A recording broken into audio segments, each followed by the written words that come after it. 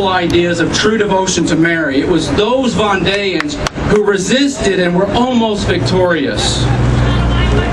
Well, ladies and gentlemen, I want to finish my remarks by just saying we are faced with a serious situation in our country.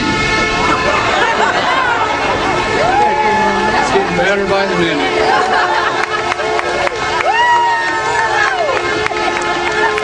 He's eating into my time. Only in Buffalo. You didn't pay him? You should. Look, we're faced with a serious situation, but we should face it with confidence in God and His mother. When Our Lady appeared in 1917 in Fatima, she warned mankind that if mankind did not convert, Russia would spread her errors throughout the world. Well, Obamacare and the HHS mandate is, in my opinion, the fulfillment of that prophecy in America. But she also prophesied something very interesting. In the end, my Immaculate Heart will triumph. We have that as a certainty of victory. Now, there may be people that don't believe what Our Lady said. They may not believe in apparitions like that. But it's good to remind people that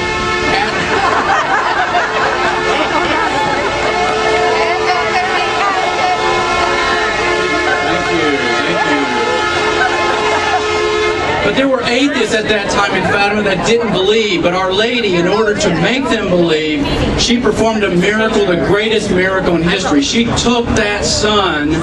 She didn't just make it dance in the sky. She actually, at a certain point, it was hurled at the earth. And atheists who moments before were ridiculing those who were going to see the apparition, they all cried out, "I believe, I believe, I believe." There were people who, thinking that it was the end of the world, started to confess their sins out loud. Now, I bring that up, why? Because what is the sun if not a million atomic bombs? It has that power. Well, Our Lady showed the power that she possesses. She took that sun and played with it like a little ball.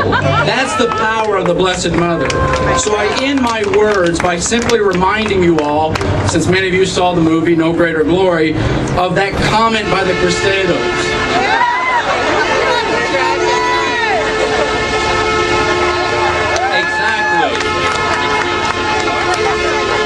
Those heroic Catholic Mexicans, they resisted communist tyranny by proclaiming, "Viva Cristo Rey!"